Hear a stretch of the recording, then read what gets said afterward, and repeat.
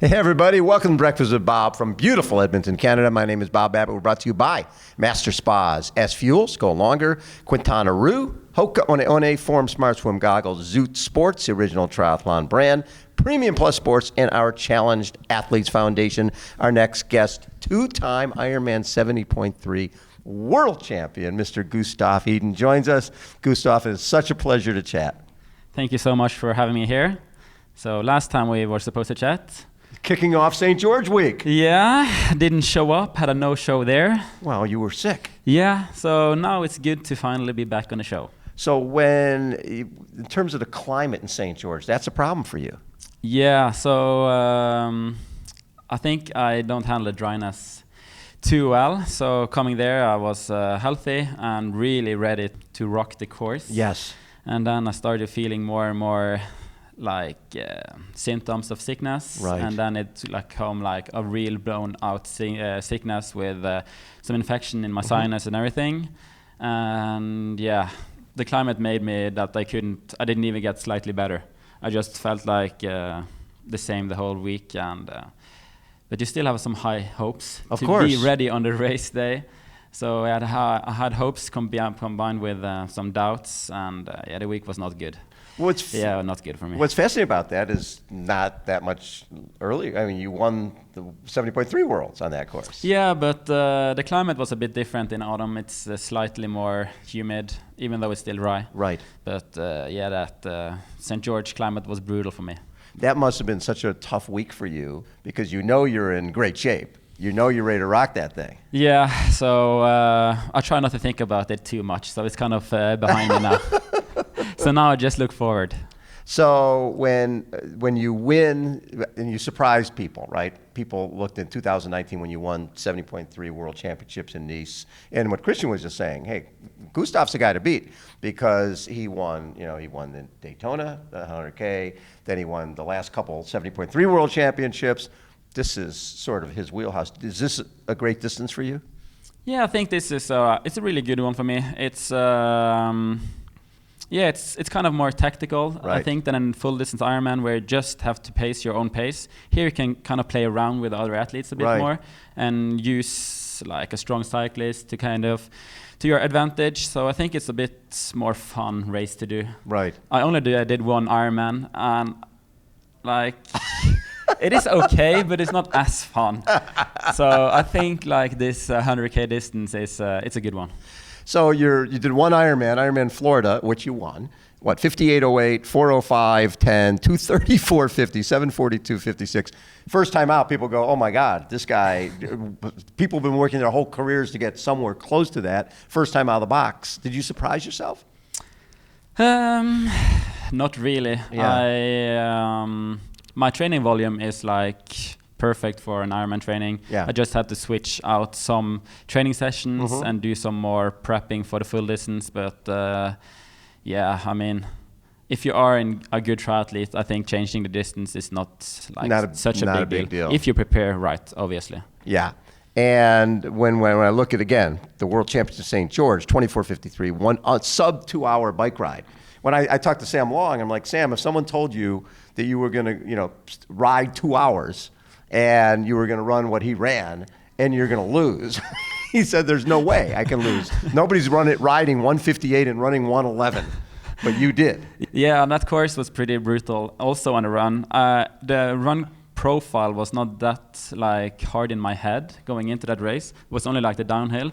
But the falls flat going up from transition, that was the worst part for me on the course. Because you feel and it looks like it's flat, but it's just moving so slow.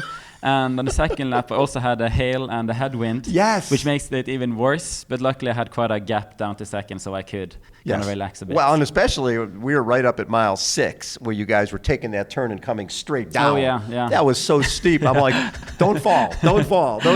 Yeah, that was a steep one. And I remember going down there, and I had Taylor Knibb right in front of me. Yes. So I just said, okay, I'm going to pass her, but don't run too fast down the hill, because now I had such a gap, I would be stupid to do something like crashing or anything or falling. So yeah, just following her and said some encouraging words before we went to the finish line. So when your little town of Bergen has 3 guys who take, what, 1st, 8th, and 11th in the Olympics. Yeah. Yeah. That sort of, and obviously you in an ITU race, you guys swept the podium. What happens back home when all of a sudden a country that's not known for triathlon starts dominating? Not much, honestly. Really? Yeah. I have to say that I'm not like a star back home. Really? I guess most people don't recognize me at all.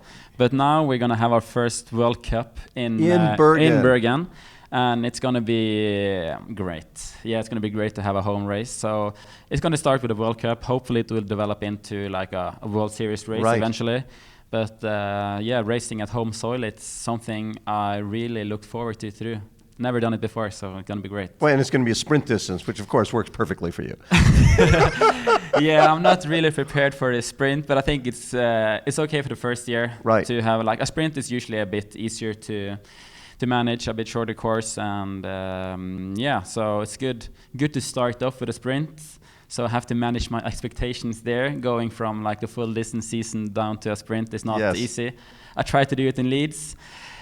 Didn't really work out for me. I think 2 weeks of preparation was a bit too short, so ended up actually finishing last there. Oh, yeah, that's a little humbling. Yeah, it is humbling, but it was amazing anyway because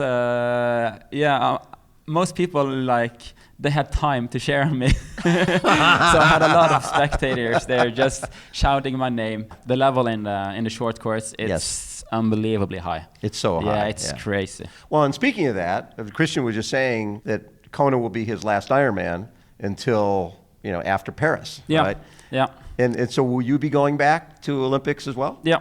So I have some unfinished business to do. Yes, you do. And the Olympic scene. So hopefully Paris will be even better than Tokyo. I mean, 8th place, it's okay, but it's not something. Not in Norway. Yeah. Yeah. So goal in Paris. That's something I really want to do. I remember talking to Christian in Nice and saying, I think in Rio, I think he was like 7th or something like that.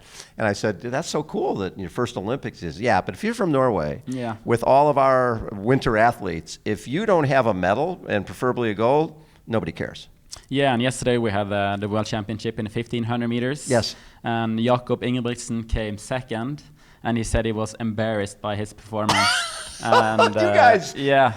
So most people are putting like the bar really high, and even silver, he says, is embarrassed. That kind of tells a story. That is unbelievable. So I was looking back in 2017, a couple of DNFs, a 25th, a 26th, a 22nd, and 2018, 3 DNFs and a 21st at Hamburg, and then everything turned around. Yeah. So the first kind of breakthrough race for me was Bermuda, where we came 1st, 2nd, and 3rd with a Norwegian squad. That was the coolest. And then I had a long period of sickness, and it turns out I had a really low cortisol levels, and I was pulled out for altitude camp, couldn't really train, was tired all the time, and just had to take it easy for a couple of months. And I was like, not depressed, but when your whole identity is to train and perform, and you're not able to do it, you kind of like missing the purpose of life a bit. Yes. And I was already finished with school, so I had nothing to do in the daily life. And I just felt really, really down. And a little lost, I bet. Yeah, so my identity, I guess it's too much tied up to triathlon. I don't know if that's a good thing. It's a good thing when you perform, but when you perform like poorly, then it could be hard. Well, you question yourself. Yeah, you're like, sure. what's my purpose? If I'm not racing fast, who am I? Yeah. But then, I came back and I had one okay race in Hamburg, the sprint distance. Yeah. I have the best race and the best feeling of my life ever in Lausanne, the World Cup there. Ever? Yeah, I think ever. I think even better than Nice. I think that's the most insane feeling I ever got. So it was so easy running with Christian and Johnny Brownlee. Yeah, and I felt like I was jogging. I was like, are they fooling around now? Is this like a tactical race? Because you thought they were running so slow. Yeah. And then I was like, okay, if this is a tactical race, I'm going to play my tactics. And then I just went to the front and went slightly faster, and no one could follow me. And yeah, that's the most strange feeling I ever had in a race. And I felt like I could run forever. And yeah, it was such an amazing race. Well, and when we saw you at Daytona, right, at the PTO Championship that year, and you looked that way to me. Yeah. That, okay, he looks like he is so easy right now. Yeah, but that was still not as good of a feeling. Right. But it was still, amazing. Well, because in Lausanne there was you were sort of questioning yourself, Yeah, and now going into the race, and you were able to show this is what I should have been this is what I've been training for, but I couldn't show it because I've been sick. Yeah, and then my identity came back to me. Yeah. Now, have you been able to sort of balance that now, because you don't want your total identity to be connected to my last workout or my last race? Yeah, so I felt a bit the same in St. George, and then even more ice was on me, and I kind of felt not like disappointing my sponsors, but you always feel like they are putting a lot of effort to get you on the start line, and so many fans and friends just wishing me like the best, and I'm trying to do my best to get there, but I'm not able to do it. And even though, like, if it's sickness, it's hard to do something about it, but you always want to do the best for everyone around you. Right. And also my mother came flying in there. The first time really she has gone international to come watch you race? Go watch me race. And yeah, I was just in the bed like the whole week basically when she was there. So that was a bit disappointing, but But Christian won. Christian won. So that was okay. Yeah. So it was a team victory in the end, even though I was really disappointed. Well, because you know that you guys train together all the time. Yeah. And watching him win, if you're not going to win, might as well be him. Yeah, and also Lionel. He's coached by my brother, so that's also kind of so like how does that work? A team victory. You don't want Lionel to get that good.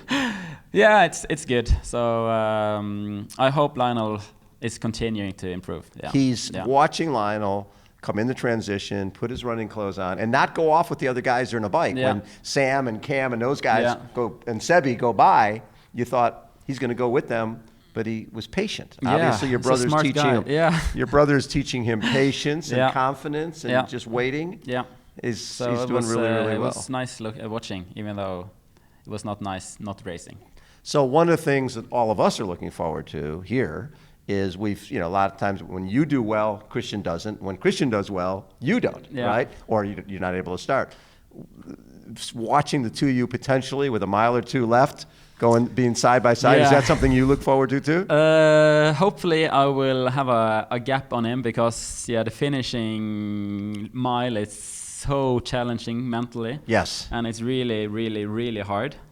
So, but I'm looking forward to the battle for sure. Yeah. And it's going to be exciting to race him for real.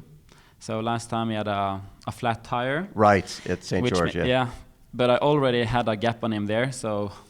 Yeah, so the flat didn't matter. You had him already. It's hard to say how it would end without a flat tire. Yes. Here, hopefully we'll no mechanical, and everyone will be like healthy, fit to race, and it's going to be a real, honest battle. Well, and I hear that Casper is training all out for Bergen. Yeah. He wants to take you two down. It's like, I'm tired of everybody talking about Gustav and freaking Christian. I'm here too. Yeah, and he had some bad luck with a crash in the World Cup earlier this year. So we had some broken arm and surgery there. So hopefully he will be ready to rock on in Bergen. And so then the rest of your year, it will be Kona, right? And Collins Cup, Kona. Yeah, Collins Cup, then Bergen, and then prepare all we can for Kona, and then going to St. George. Yes. And then hopefully Bermuda and Abu Dhabi. Okay, afterwards. So you'll go back to the W2S format. So the Bermuda race is the weekend after St. George. Ooh.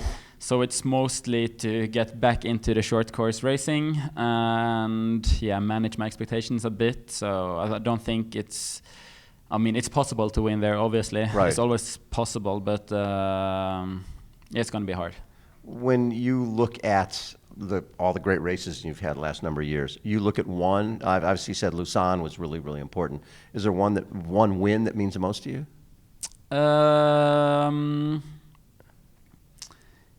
Every victory is pretty special. It's pretty special. But I think Nice was kind of like, you prove yourself for the world.